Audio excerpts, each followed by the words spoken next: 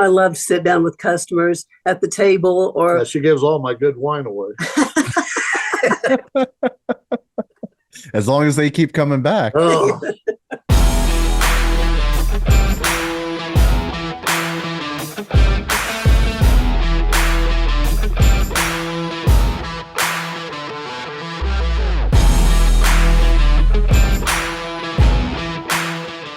Welcome to Digital Hospitality. I am your host, Shawn Walchef. This is a Cali BBQ Media production.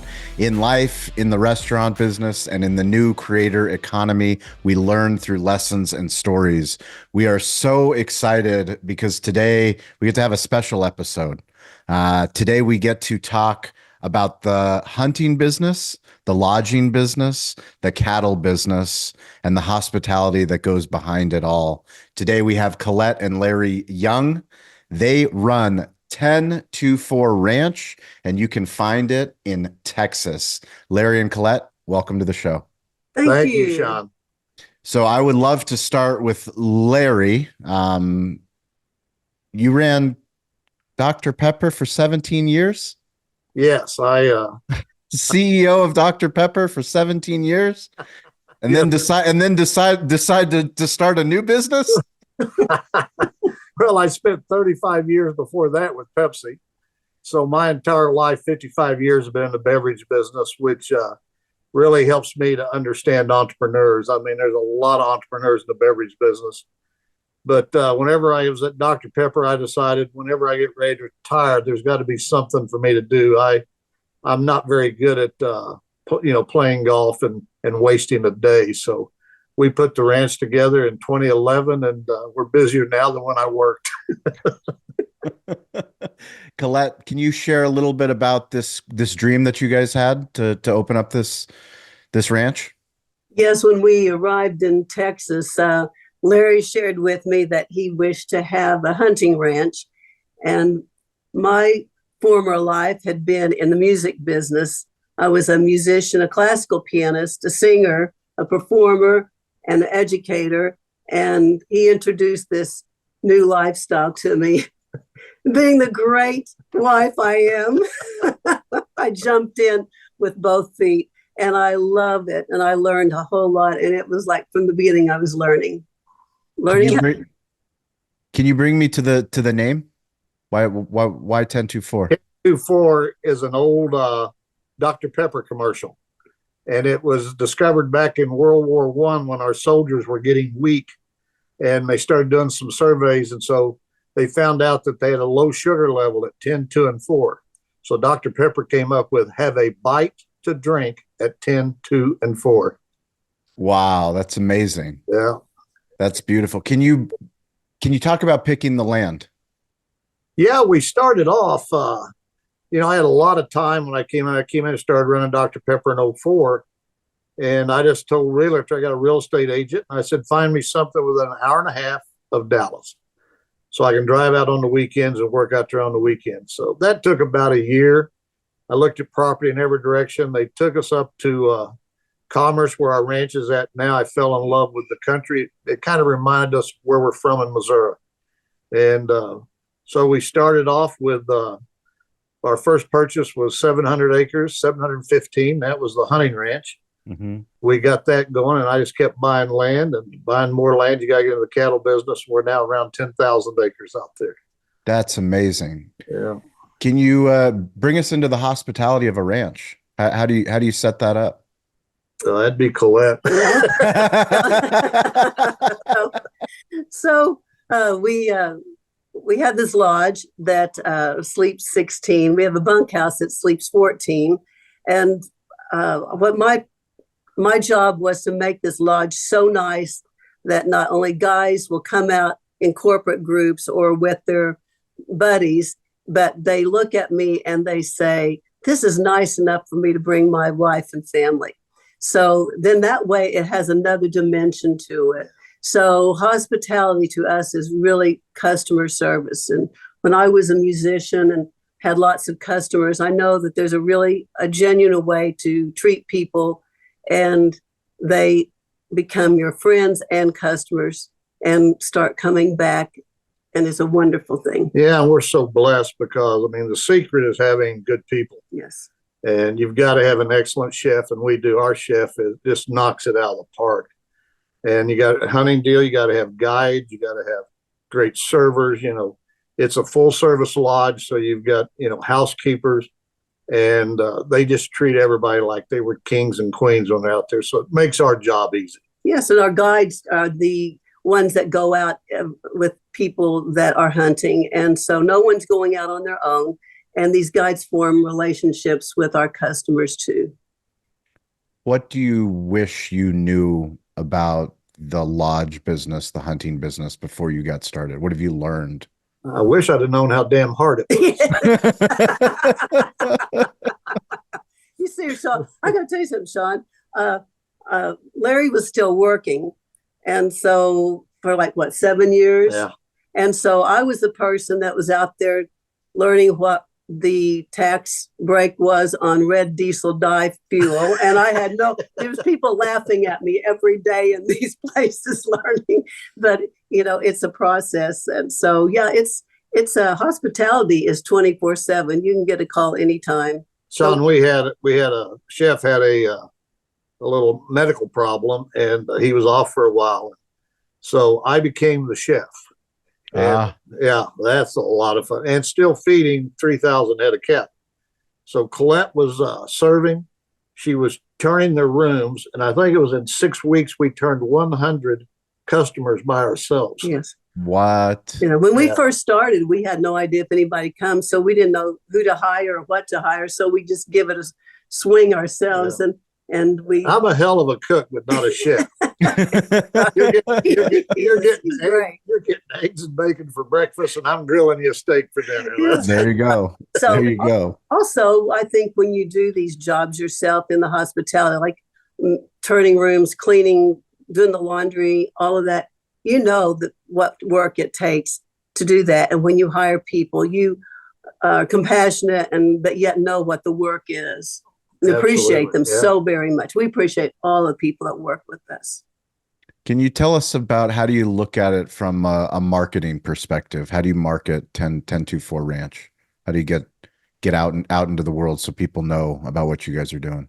Well, we're grateful for Facebook, Instagram, TikTok. Yeah, that's become a great message out there for people. And we have a wonderful guy that comes out and takes pictures and handles our media for us. And he is works as a border guard. Yeah, he's a border patrol. He works for the Border Patrol. Oh wow! And he's wonderful at his job. Yeah. So we really. And I think we're very blessed too, Shawn. That it's close to 80% of our customers are repeat customers. They just keep coming back. So word of mouth is really important. If that hospitality is there and the service is right, people want to come back and see us. So that really helps us a lot. Yes. How do you create memorable moments for your guests? I think one of the biggest things that, I just drove into town today and I stopped to have lunch. And, it was one of those deals where I'm sitting eating and all of a sudden somebody said, "Hey, Mr. Larry," a group of our customers. And he was introducing me to more people.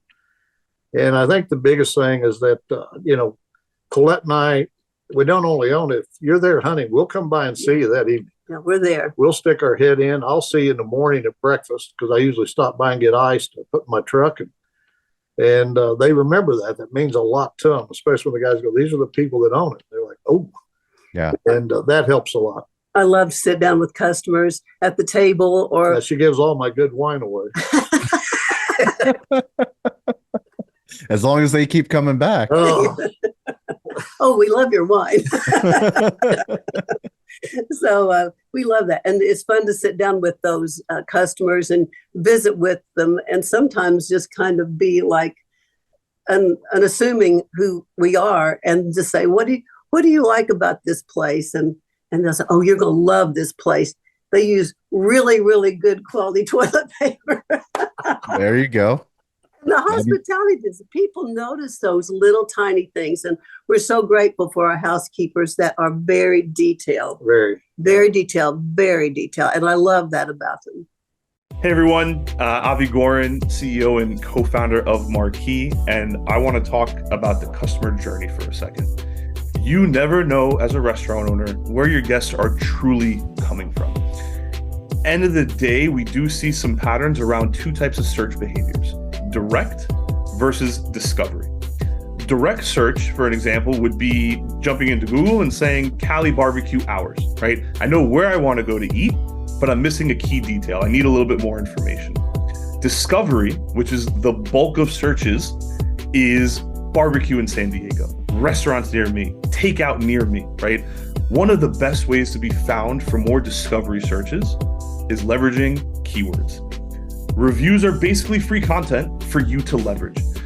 Think about keywords that are relevant to your brand, your location, and include as many of those in your review responses as possible, right? How can you go about doing this? Let's set up reports, utilize tools like Google Trends, find out what's going on in your area and how you can help leverage these keywords and review responses, because someone else is doing that, right? If you need some examples, you could do anything from including summer menu, gluten-free menu, leverage specific menu items like the dreaded and beloved spice pumpkin anything in your review responses, right? Let them know what's coming. Let your reviewers know something they should come back and try. And of course, if all of this just seems overwhelming and daunting because you're already running a restaurant and have enough on your plate, just leverage the team at Marquee to do this for you. We handle all of this. We're experts in this space. We can automate this so it's just another item that you know you are taking care of. Again, that's marquee.com, marquii.com. No you. However, we did recently buy marquii.com. So if you do misspell it, we got you. You'll still find us. We can still help you. So we believe that every business is a family business. Can you share the secrets of having a happy marriage and being in business together? We've been together getting close to 40 years. And, it was never, to me, ever a challenge. Maybe that first year, Just a learning curve. But we've always been best friends, and we both maybe, guilty of being workaholics. And so nothing more fun than working together. In the cattle business, Colette gets up and goes with me every morning and feeds all the cattle in the headquarters, the feedlots for our beef operations. Yes. And I'll get her back to the house for a late breakfast, early lunch. She starts doing paperwork, and I go take care of the rest of the cattle. Yeah, we at daybreak, we are in a truck. We're headed towards our first group of cattle. I'm a professional gate opener. Gate opener. Automatic gate opener. So and Larry's feeding, and a lot of times I'll stand outside, and the one thing that we do is we lay eyes on every cattle that's out there. We're looking for any problems or all the good stuff, and the length and the breadth and the width of them, and if they're healthy and they look happy. And we lay eyes on our cattle every day, and to us that's a very important quality. Yeah, issue. We tell the people at the lodge, before we got into the beef business, they would just rant and rave about the beef we had there before I got into the Texas Wagyu. And it was one of those deals where you look at it and say, if people are not really getting good beef, there's an opportunity here for us to do something with it. So started out just being beef for our ranch. And then they started saying, well, we want to buy it. Then they started telling their friends. And so, we've only been into the meat business for not quite 2 years yet. So we're very pleased with where it's at. And, we're not rushing it. We want to make sure we keep the quality there and everything. And that's the big thing that Colette's so good at. We're out there in the mornings and everything. They're well taken care of, well fed, right genetics, but they get a lot of love too. I mean, we've got videos of her standing in the middle of 150 cows with their calves, and they're eating out of her hands. So they're docile, they're calm, and they're really good to eat. Well, I want to thank you. You guys sent over a box of incredible meats that my son, I have a 7-year-old boy, his name's Colleen, and my daughter, a 5-year-old, we unboxed it. So we got to take out everything. We put some on our Traeger. We did the inside skirt steak, and we did the beef bratwurst, and they were absolutely phenomenal. Can you tell us a little bit about the beef business? What have you learned about the beef business? Yeah, and I grew up in the beef business when I was a kid, and I couldn't wait to turn 17 and get the hell off the ranch. And now look what I've done. Full circle back, doing the same dead burn thing. But the biggest thing with cattle and the beef is quality.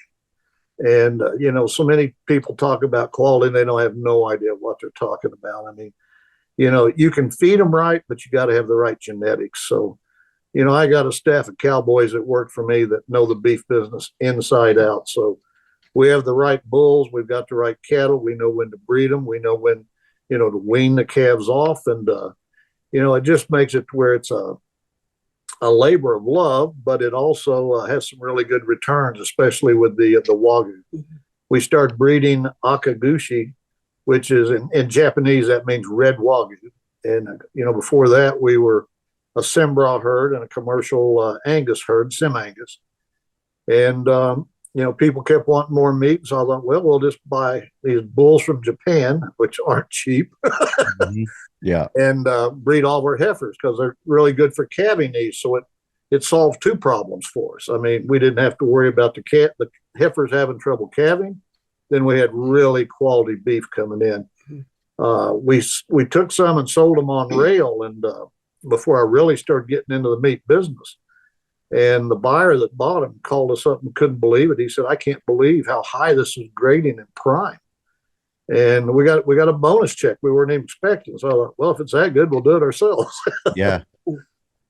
That's amazing. Yeah. Can you talk about the packaging? Like how do you decide which cuts of meat you're putting out there and, your product offerings?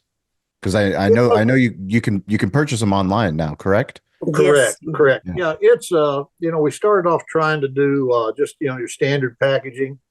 The big challenge in the beef business is everybody wants ribeye and filet.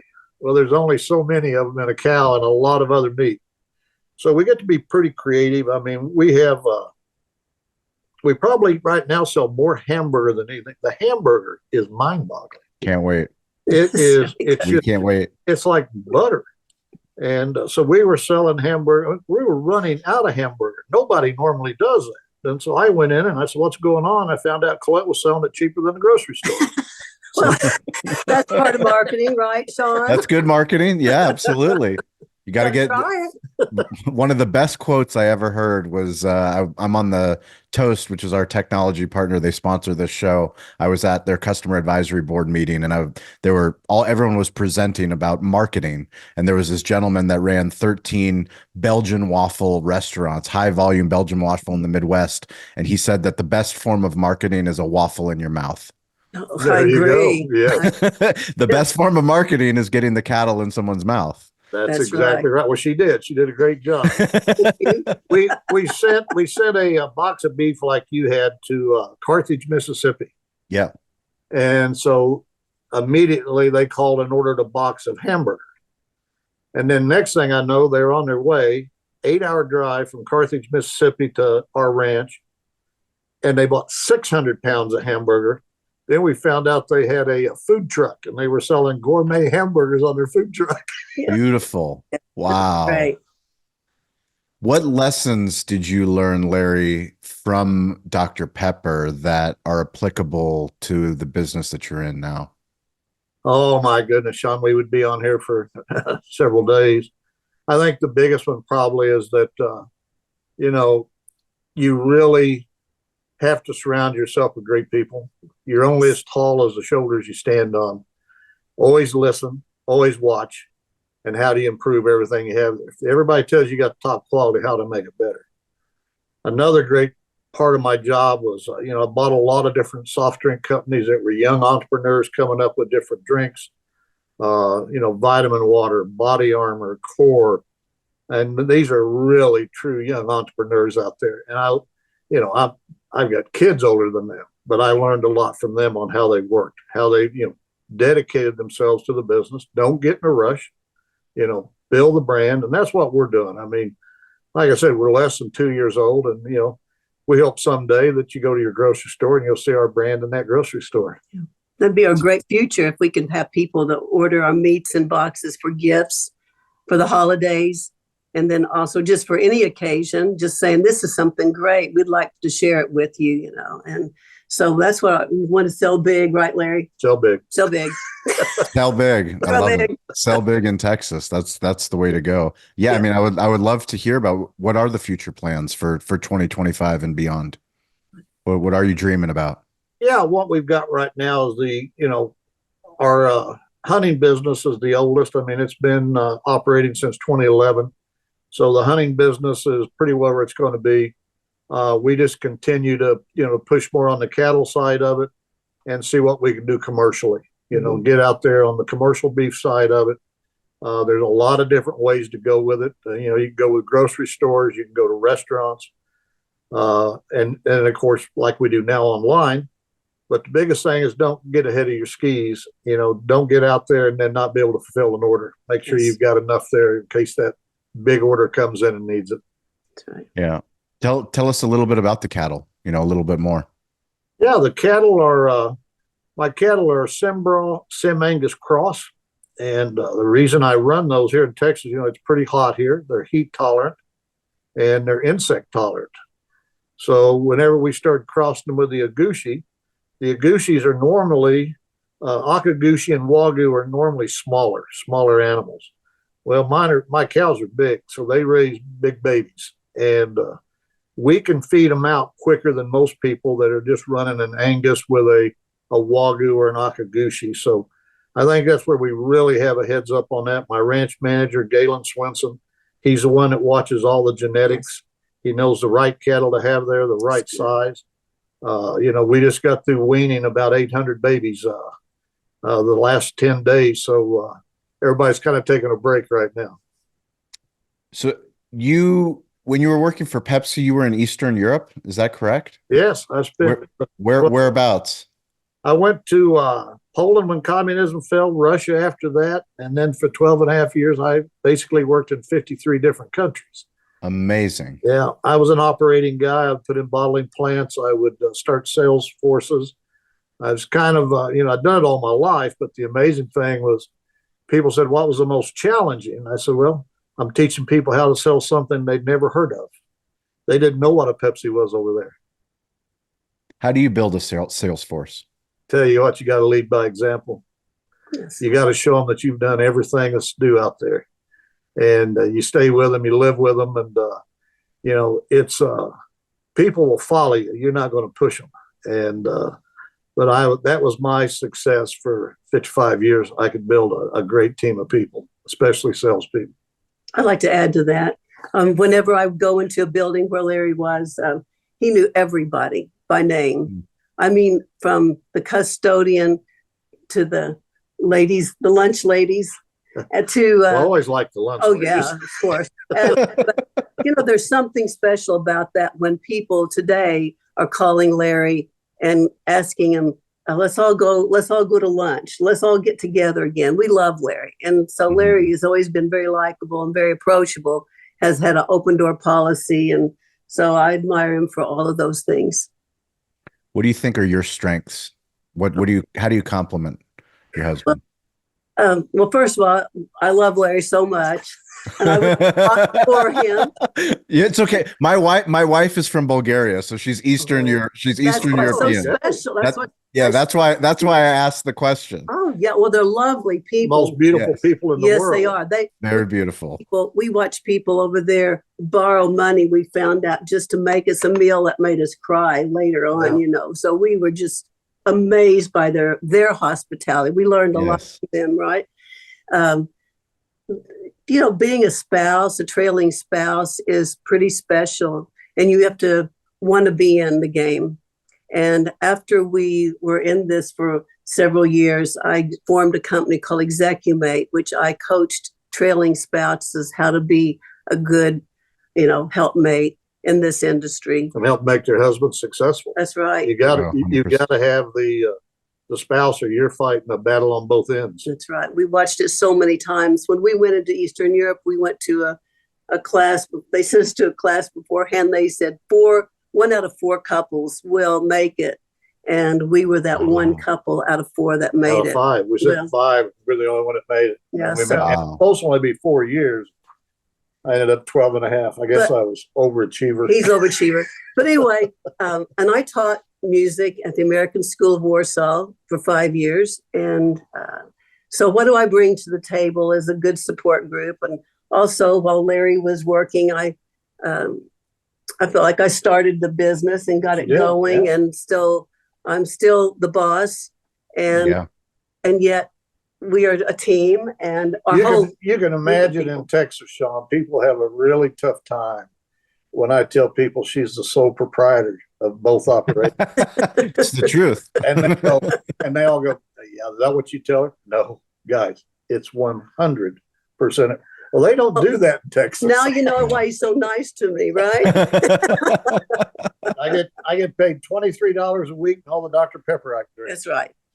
Don't spend it all one place, Larry. That's fantastic. But anyway, I think I learned a lot from people, and my people skills, I think, are good. And being a good listener to the people around. And like Larry said, it's a team effort, and you learn from the people around you. Always be open. Always admit when you're wrong. Always fix it when you are, and just keep moving in the right direction. What advice would you have to someone that, this is for entrepreneur people that are going to be listening to this, business owners? What advice would you have to somebody that's maybe sitting in a job that they don't like and they have a dream? They want to open up their own business. Maybe they want to open up a hunting lodge, or maybe a restaurant, or maybe something in the hospitality space. What kind of advice would you give to them? I would start with find what you love. Mm-hmm. Your passion. You got to have a passion for it. And, you really have to have a well laid out plan when you go in. I would recommend that, the job they're not liking, stay with it long enough till you get the other business going for a little bit. Yeah. I spent 7 years after I started the ranch, still working at Dr. Pepper. I would leave Friday afternoon, head to the ranch, and then get up at 4:30 on Monday morning and drive back to Dallas and back to my office and run the business. Said a moment ago, I work with so many young entrepreneurs. You have to have a passion, and you can't be greedy. You're not going to get rich overnight. You got to understand that. And for probably, I would say 80% of the entrepreneurs that I worked with, I try to, help them and teach them that, your payoff is the day you sell it. Make it successful enough that everybody wants it. You don't need to go to Shark Tank. You can get out there and people start seeing what you're doing. Like our business, we started all word of mouth, and people are there. I have people that actually, customers come and want to buy the ranch. They want to buy it. And they'll say, I've never been so relaxed in my life. And they say, I don't know if it's the ranch or the sleep number beds you have in all the rooms. And I tell them, I say, well, buy the sleep number bed first. It's a lot cheaper. Yeah, it's a lot cheaper than. I just think you have to have a plan, and you have to have someone else look at that plan. Yeah. Have a mentor. Having a mentor is so important. Someone you respect, and someone that's been down that road.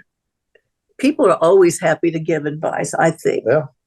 But you want to respect their advice. And I think too, you kind of can shock some people too sometimes.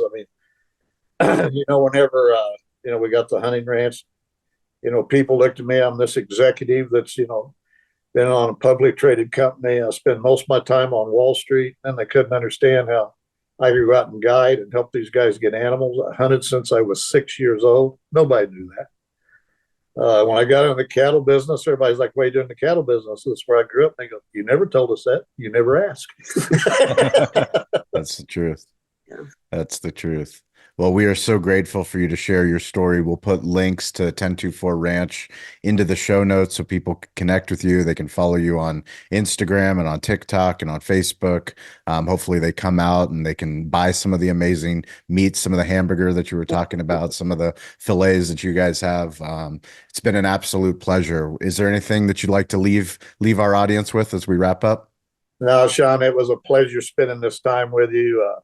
We would love for you and, all the people that watch you and everything, anytime they want to come out, come see us, and they can see the hospitality, see the entrepreneurship firsthand. That's fantastic. We'll put you in the feed truck and let you get the gates for me. Huh? There you go. I would, it would be an honor. And I'm so glad you got to try me. And thanks for the endorsement. We really appreciate it. It's been a pleasure today. It's been fun. We really appreciate you. Thank you for everything that you do. And anybody that's listening, if you want to connect with me, it's at Shawn P. Walchef on Instagram, on LinkedIn, on all the platforms. We are weirdly available. As always, stay curious, get involved, and don't be afraid to ask for help. We'll catch you guys next week.